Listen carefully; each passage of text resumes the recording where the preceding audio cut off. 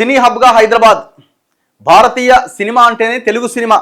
Cinema పరిశ్రమకు ఎన్టీఆర్, ఏఎన్ఆర్, రామానాయుడు, కృష్ణలు 4 మినార్లు. ప్రభాకర్ రెడ్డి కార్మిక బంధుగా నిలిచారు. ఐటీ, ఫార్మా మాదిరిగా సినీ పరిశ్రమను కూడా గుర్తించాం. అందుకే నిలిచిపోయిన నంది అవార్డులను గద్దర్ పేరుతో పునరుద్ధరించాం. కథతో పాటు హైదరాబాద్కు వచ్చి రీల్తో వెళ్ళొచ్చు. సినిమా అంటే 2 వైపులా పదునున్న ఆయుధం. దాన్ని సమాజ హితానికే ఉపయోగించండి. డ్రగ్స్పై పోరులో సహకరించండి. తెలంగాణ కంటే సురక్షిత ప్రాంతం మరొకటి లేదు. గద్దర్ సినీ అవార్డుల ప్రధానోత్సవంలో ముఖ్యమంత్రి రేవంత్ రెడ్డి. అన్ని బాగానే ఉన్నాయి, కానీ ఇక్కడ అన్నారు కదా ఒక మాట, ప్రభాకర్ రెడ్డి కార్మిక బంధుగా నిలిచారు. చిత్రపురి కాలనీ పేరుతో చాలా పెద్ద ఎత్తున వాళ్ళకి ఇండ్లు కట్టేయడం జరిగింది గతంలో. సో ఆయన నిలబడ్డారని. మరి అందులో దొంగలు చొరబడ్డారు. దాదాపు 3,000 కోట్ల అవినీతి జరిగింది. మరి మీరే కదా ముఖ్యమంత్రి. ఆ అవినీతిని తీసేసి ఆ కళాకారులకు ఆ ఇండ్లు వచ్చేటట్టు చేయొచ్చు కదా. మొత్తం పొలిటికల్ లీడర్లు, ఎన్ఆర్ఐలు, పోలీసులు అంతా చొరబడ్డారు. అందులో దొంగలు చొరబడ్డారు. ఆ దొంగలతో కలిసి మొన్న జూబ్లీహిల్స్ ప్రచారంలో పాల్గొంటివి. మరి చెప్తున్న దానికి చేస్తున్న దానికి సంబంధం లేకుండా ఉన్నది కదా. నిన్న ఈ ప్రోగ్రాం చాలా అట్టహాసంగా జరిగింది. చాలా గ్రాండ్గా, చాలా అట్టహాసంగా జరిగింది. దాదాపు 10-11 కోట్ల రూపాయలు దీనికోసం ఖర్చు పెట్టారు. ఐటెం సాంగ్లు అన్నీ. గద్దర్ పేరుని ఎంతమంది మాట్లాడినట్టు ఒక ముఖ్యమంత్రి కొద్దిసేపు ఇక మాట్లాడకపోతే బాగుండదని ప్రసంగించినట్టున్నాడు. ఇక మిగతా ఎక్కడ కూడా గద్దర్కి సంబంధించిన ఆనవాళ్ళు కానీ ఇంకెక్కడైతే నాకు కనబడలే. ఒక ఆర్ నారాయణమూర్తి గారు మాట్లాడి గద్దర్ గురించి ఒక పాట పాడి చాలా అద్భుతంగా మాట్లాడి. ఈ ఎక్కడా కూడా గద్దర్ గద్దర్ గద్దర్ అనే ఆయనకు సంబంధించిన ఫోటోలు కానీ ఎక్కడ పెద్దగా పెట్టినట్టుగా ఆయన చుట్టూ ఈ ప్రోగ్రాం నడిపినట్టుగా అయితే ఎక్కడ కనబడలే. ఈవెంట్ అయితే మొత్తం 11 కోట్ల రూపాయలు ఈ ప్రోగ్రాం 4-5 గంటల ప్రోగ్రాం కోసం ఖర్చు పెట్టారు. ఈమె ఎవరు హీరోయిన్లు నిధి అగర్వాల్ అండ్ ఎవరైనా డిఎస్పి ఆయన, ఇంకా హీరోయిన్లని మొత్తం ఐటమ్ సాంగ్స్ని ఇవన్నీ అంటావా అంటావా అని ఇట్లా నడిపించినారు. తెలంగాణ కళాకారులకు ఇక్కడ అవకాశం లేదు. తెలంగాణ కల్చర్ని ఎలివేట్ చేసే ప్రోగ్రామ్స్ ఏం లేవు. ఈ ప్రోగ్రామ్కి 11 కోట్లు ఖర్చు పెట్టారు. అండ్ ఇంకొకటి, ఈ బాలీవుడ్ హీరోలతోని వీడియోలు చేయించి అవి మధ్యలో ప్లే చేశారు. అందులో చీఫ్ మినిస్టర్ రేవంత్ రెడ్డి గారు చాలా గొప్ప లీడర్ అని అందులో ఒక లైన్ చెప్పించే ప్రయత్నం చేశారు.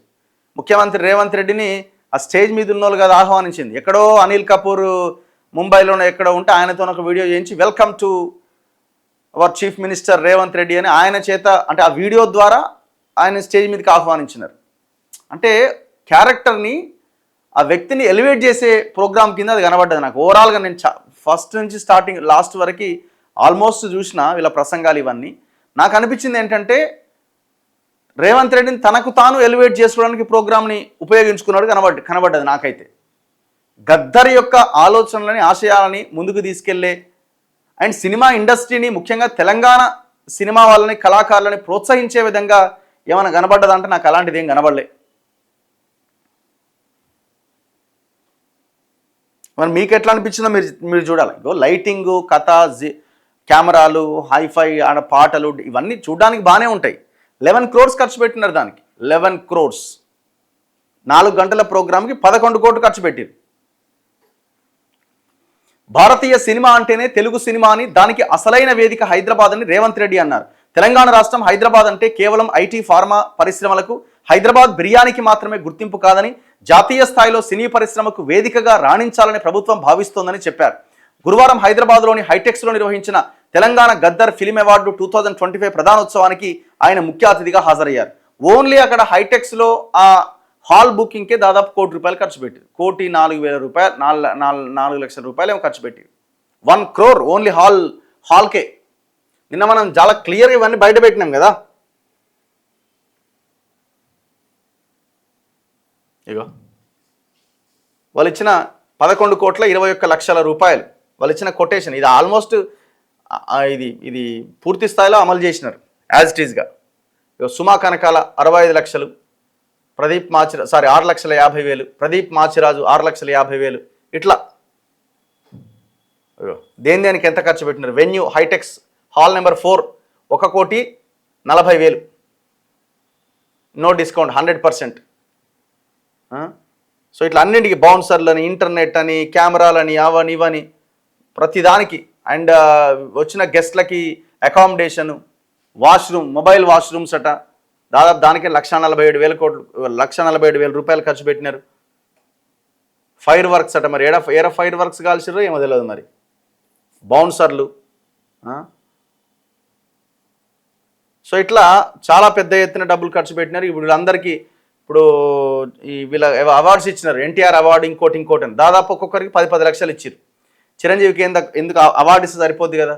జయసుధకు, చిరంజీవికి, కమల్ హాసన్కి అందరికి 10 లక్షలు, 80 లక్షల రూపాయలు దానికే పోయినాయి.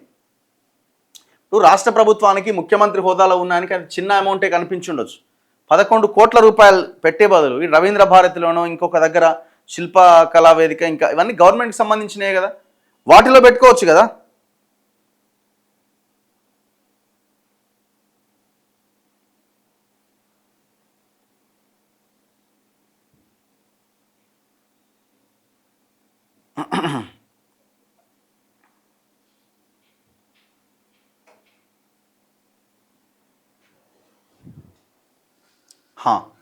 నెక్స్ట్,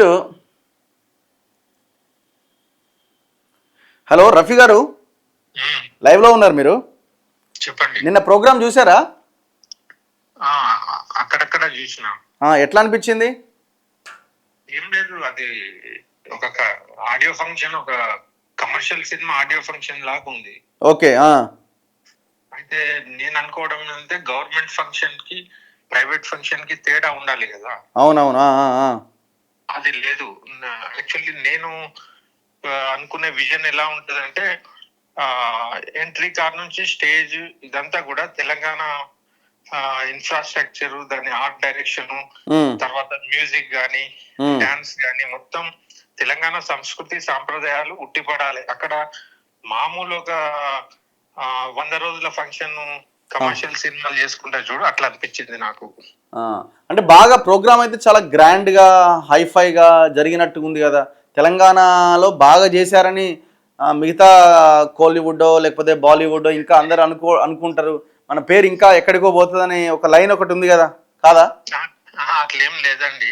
దానివల్ల ఉన్న తెలంగాణ కల్చర్ ఎస్టాబ్లిష్ కానప్పుడు, అయితే బయటి రాష్ట్రాల వాళ్ళు, బయటి ఇప్పుడు కేరళ, తర్వాత బెంగాల్, ఇట్లాంటి వాళ్ళు చూసినప్పుడు వాళ్ళ సినిమాలు కూడా సహజ సిద్ధంగా వాళ్ళ స్టేట్ కి సంబంధించినట్టు చాలా గొప్పగా ఉంటాయి. ఫంక్షన్లు కూడా వాళ్ళు ఒక మూతబరితనంతో చేస్తారు. ఇది ఎట్లా ఉన్నది అంటే, మామూలుగా ఒక బాలీవుడ్ లా వీళ్ళ కంపారిజన్ ఎట్లా అనిపించింది అంటే, ఈ బాలీవుడ్ ఫంక్షన్స్ జరుగుతాయి చూడండి, ఓకే, దాంతో వీళ్ళు కంపేర్ చేస్తున్నారు. అది కాదు, గవర్నమెంట్ ఫంక్షన్ కు ప్రైవేట్ ఫంక్షన్ కి తేడా ఉంటది. ఓకే. అండ్ ఇంకొకటి ఏంటంటే, బాగా ఎలివేట్ చేసినారు రేవంత్ రెడ్డిని కూడా.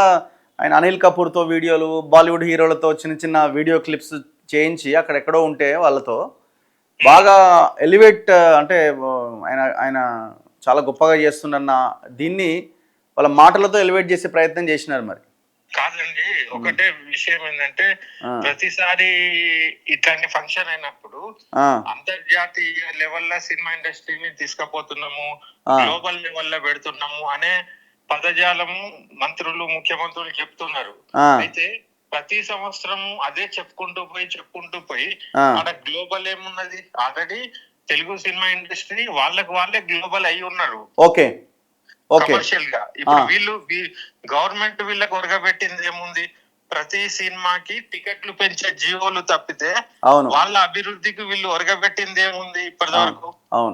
అయితే నా భావన ఏంటంటే, ఆల్రెడీ డెవలప్ అయిన వాళ్ళను డెవలప్ చేసుడు లక్ష్యం కంటే కూడా, కొత్త వాళ్ళు అప్పుడు మద్రాస్ కి ఆంధ్ర వాళ్ళు దగ్గర ఉండే కాబట్టి వాళ్ళకు అవకాశాలు దొరికినాయి, వాళ్ళు ఎక్కువ మంది ఉండే ఆ టైంలో.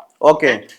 ఇప్పుడు తెలంగాణ తెచ్చుకున్నందుకు ఒక తెలంగాణ సినిమా పరిశ్రమ ప్యారలల్ గా స్టార్ట్ చేస్తే గవర్నమెంట్ ఏదో చేసినట్టు ఉంటుంది. తర్వాత సినిమాలు తీసిన వాళ్ళకు థియేటర్లు కల్పించడానికి అవకాశాలు ఇట్లాంటి ఏమన్నా ఇస్తే వాళ్ళు ఏదన్నా చేసినట్టు ఉంటది.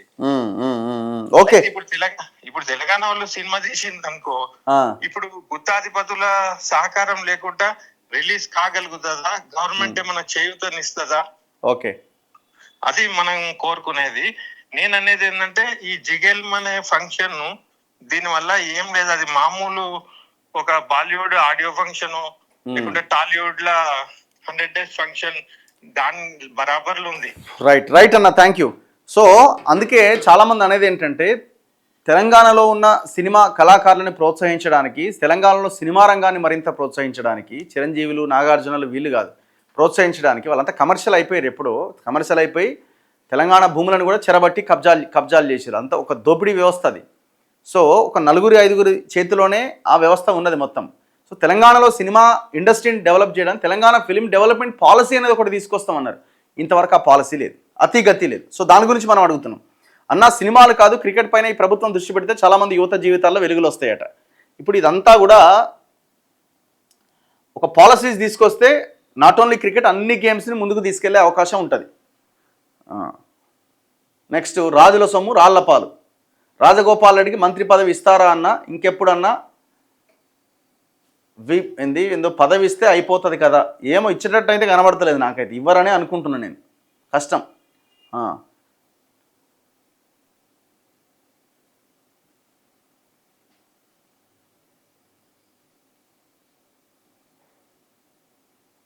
చలో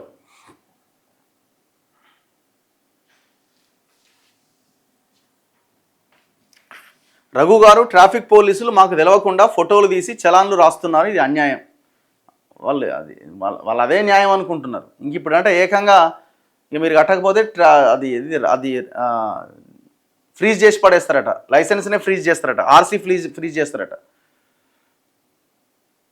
సార్ ఎన్ని పార్టీలు పెట్టినా ప్రాంతీయ పార్టీలు మట్టిలో కలిసిపోతాయి, కేవలం నేషనల్ పార్టీలే మిగులుతాయట. ఎందుకట్లా? అట్లేం అనుకోవడానికి ఏం లేదు కదా. ఇవాళ ప్రాంతీయ పార్టీలు ఉన్న దగ్గర అసలు నేషనల్ పార్టీలు అవకాశమే లేదు. ప్రాంతీయ పార్టీలు ఉన్న దగ్గర నేషనల్ పార్టీలు నేషనల్ ఐడియాలజీతో ఏమైనా పనిచేస్తున్నాయా? అసలు నేషనల్ పార్టీ, ప్రాంతీయ పార్టీ అని అసలు ఏ పార్టీకైనా ఐడియాలజీ ఉందా? ఇప్పుడు నేషనల్ పార్టీకి నేషనల్ ఐడియాలజీ ఉండాలి. ఈ ఓవరాల్గా కంట్రీని బేస్ చేసుకుంటే రాజకీయం చేస్తున్నాయా? అట్లా ఎక్కడ ఎలక్షన్ ఉంటే ఆ పాట పాడుతున్నారు. ఐడియాలజీలు, సిద్ధాంతాలు ఎక్కడవంటి పార్టీలకు ఇవ్వాలి? ఇంతకుముందు ఉంటుండే, ఇప్పుడు ఎక్కడిది అది?